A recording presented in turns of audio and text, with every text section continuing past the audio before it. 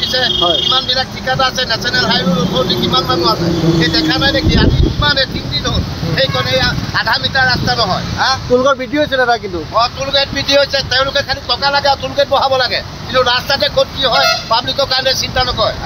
এই ৰকম হয় নেকি গাড়ী ড্ৰাইভাৰ টেক্স কিমান লয় গাড়ী টেক্স কিমান লয় এইপিনে টুলগেট দুটা দিব লাগে আমি 120 কিলোমিটাৰ কিমান দিব লাগে পাব্লিকৰ প্ৰতি হেৰাচমেণ্ট হৈছে দাদা পাব্লিক হেৰাচমেণ্ট মানে মানুহ আৰামো হৈছে এম্বুলেন্সত মানুহ আহিব পৰা নাই কেনেকুৱা দুৰ্গতি হৈছে আমাৰ এতিয়া 1.5 ঘণ্টা লাগিছে 1.5 কিলোমিটাৰ বাটা হওঁতে এনেকুৱা হয় নেকি দেখিবলৈ পোৱা গৈছে বহুতো মানে ট্ৰেভেলাৰ এইবোৰ মানে বন্ধ হৈ গৈছে মানে বন্ধ হৈ গৈছে আমাৰ নগা গাড়ী আহিব পৰা নাই 2-3 দিন গাড়ী আহিব পৰা নাই কামৰ কাৰণে জানে ইমান অকণমান ৰাস্তা বনাওঁতে হ'বলৈ ইমান দিন লাগে নেকি ইমান ডাঙৰ ডাঙৰ ঠিকাদাৰ আছে নেশ্যনেল হাইৱে এইবিলাক মানে চব যি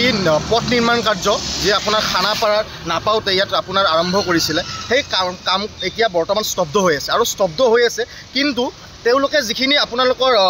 ৰাস্তাটোতে গ্ৰিল লগাই থৈ দিছে বা ড্ৰাম লগাই থৈ দিছে সেই নিৰ্মাণ কাৰ্য চলি থকাৰ অৱস্থাত লগাইছিলে কিন্তু এতিয়ালৈকে সেই ড্ৰামবিলাক বা গ্ৰিলবিলাক আঁতৰাই দিয়া হোৱা নাই আৰু আঁতৰাই নিদিয়াৰ কাৰণেই আপোনাৰ গোটেই পথটো আজি স্তব্ধ হৈ পৰিছে যি উজনিৰ পৰা আপোনাৰ নামনিলৈকে গৈ থকা মানুহখিনি আজি ৰাস্তাত 3 ঘণ্টা 4 ঘণ্টা ৰখি থাকিব লগা হৈছে আপোনাৰ এম্বুলেন্স হস্পিটেলত সময়মতে গৈ পোৱা নাই ছাত্ৰ ছাত্ৰী বিদ্যালয়ত গৈ পোৱা নাই কিছুমানৰ ট্ৰেইন মিছ হৈছে কিছুমানৰ ফ্লাইট মিছ হৈছে কিন্তু এই গোটেই গাফিলতি কাৰ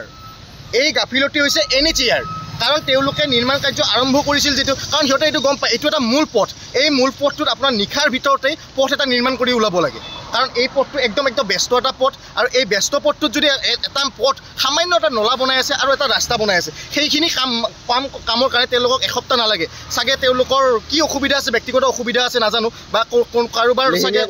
একদম লেহেমীয়া গতিত কাম চলিছে আৰু লেহেমীয়া গতিত তেওঁলোকৰ কাম কাজৰ কাৰণে আজি সাধাৰণ ৰাইজ জিয়াটো ভুগিছে আৰু সাধাৰণ ৰাইজে এতিয়া বৰ্তমান 3 ঘণ্টা গুৱাহাটী যাবৰ কাৰণে মানুহৰ চিন্তা হৈছে ছাত্ৰ ছাত্ৰী বিদ্যালয়ত পঠাবৰ কাৰণে পেৰেণ্টছৰ চিন্তা হৈছে আৰু বৃদ্ধি হৈছে কিন্তু তাৰ পাছত কিন্তু পাব্লিক যে আমি ছাত্ৰ সন্থাই আন্তঃদিমৰীয়া আঞ্চলিক ছাত্ৰ সন্থাই আমি পূৰ্বৰ পৰা কৈছোঁ যে যোৰাবাটত আপোনাৰ এজাক বৰষুণতে এবুকু পানী হয় কিন্তু আজি টুলকৰ বৃদ্ধি কৰিছে আৰু এই সোণাপুৰৰ টুলগেটখন একেবাৰে বেআইনী টুলগেট সেই টুলগেটখন একদম ইলিগেলি বহি আছে আৰু এই পথটোৰ কাৰণে টুলকৰ যিহেতু লৈ আছে এই টুলকৰ লৈ কিনে সাধাৰণ ৰাইজক জিয়াটো ভোগাই কিয় আছে যদি আপুনি সাধাৰণ ৰাইজক যে হাৰাশাস্তি দি আছে তেতিয়াহ'লে টুলকৰ এতিয়া আপোনাৰ বন্ধ কৰক আৰু টুলগেটখন উঠাই পেলাওক আৰু যেতিয়ালৈকে পথ নিৰ্মাণ কাৰ্য একদম সম্পূৰ্ণ নহয় টুলকৰ যিখিনি লৈ আছে আমি একদম মানে ল'বৰ কাৰণে আমি মানা কৰিছোঁ আৰু অসম চৰকাৰক হেমন্ত বিশ্ব শৰ্মা ডাঙৰীয়াক আমি অনুৰোধ জনাইছোঁ যে যিখন অসমে নিজৰ এটা উপগ্ৰহ ছেটেলাইট বনাবৰ কাৰণে তেওঁলোকে যুঁজা চলাইছে সেইখন অসমত আজি এটা পথ নিৰ্মাণৰ কাৰণে এসপ্তাহ লাগে নেকি বৰ দুৰ্ভাগ্যজনক কথা বৰ আমি লাজ পাইছোঁ আপোনাৰ এই গোটেই স্থিতিটোত আপুনি এই গোটেই বিষয়টো পৰ্যবেক্ষণ কৰক আৰু যি ঠিকাদাৰ হওক বা NHAIৰ যি কিছুমান বিষয়াই যদি ইয়াত কাম নিৰ্মাণ কাৰ্য অতি সোনকালে যদি কাম নকৰে তেতিয়াহ'লে বেলেগ ডিপাৰ্টমেণ্টক দি দিয়ক বা বেলেগ কোনোবা ঠিকাদাৰক দি দিয়ক ট্ৰাফিক ব্ৰাঞ্চৰ যিখিনি মানুহ আছে যোৰাবাট ট্ৰাফিক ব্ৰাঞ্চক তেওঁলোক একেবাৰে তেওঁলোকৰ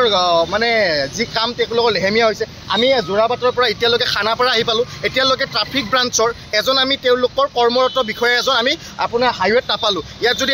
এখন যদি এম্বুলেঞ্চো ফচি থাকে তেওঁক ৰং ছাইডেদি হ'লেও যোৱাৰ ব্যৱস্থাটো কৰি দিয়া নাই আজি ইয়াতে আপোনাৰ আৰ্মি ফচি আছে ছাত্ৰ ছাত্ৰী ফচি আছে এয়া আপোনালোকে যোৰাবাট আৰক্ষী যি আপোনাৰ যান বাহন আৰক্ষী শাখা তেওঁলোক একেবাৰে ব্যৰ্থ হৈছে